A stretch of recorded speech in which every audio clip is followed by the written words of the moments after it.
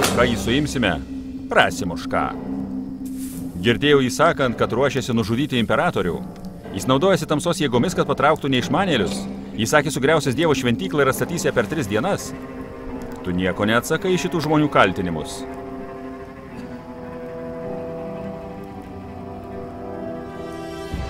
Sakyk mums, ar tu Mesijas, Dievo sūnus? Taip, aš esu. Nuo šiol jūs matysite žmogaus sūnų, sėdinti visagalio dešinėje ir ateinantį dangaus debesyse. Šis vyras tvirtina esąs Dievas. Ką mums dar liudytojai? Štai girdėjote piktžodžiavimą? Kaip jums regisi? Jis kaltas ir vertas mirties. To negali būti. To negali būti. Tu jo draugas, ar ne? Tu buvai su juo. Nesuprantu, ką tu čia kalbi. Bet tu buvai. Tas vyras buvo su Jėzumi. Aš net nepažįstu to žmogaus. Tu vienas iš jų. Galima spręsti iš tavo tarmės. Aš nemeluoju, nepažįstu jo.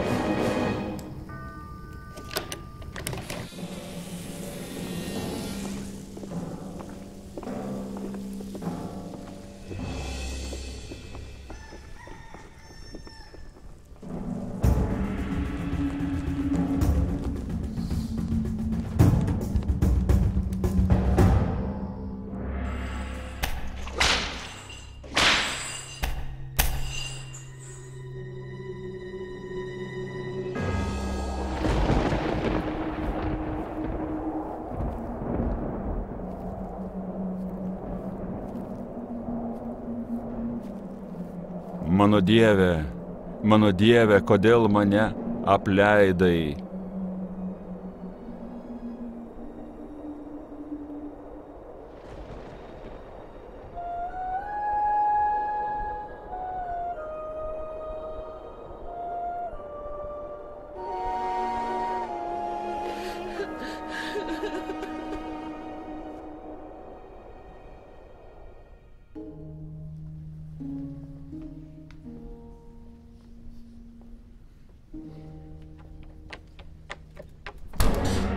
Jis gyvas.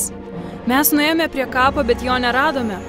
Angelas pasakė, kad jis yra gyvas, kad prisikėlė. Jis liepė tai pasakyti jums. Jis sakė pasitikti jį ten, kur viskas prasidėjo. Nebijokite, aš ir atėjau šaukti neteisiųjų, bet nusidėjėlių. Jūs visi kviečiami. Garbė karaliui, kuris ateina viešpaties vardu. Osana Dovydo sūnui. Sek paskui mane.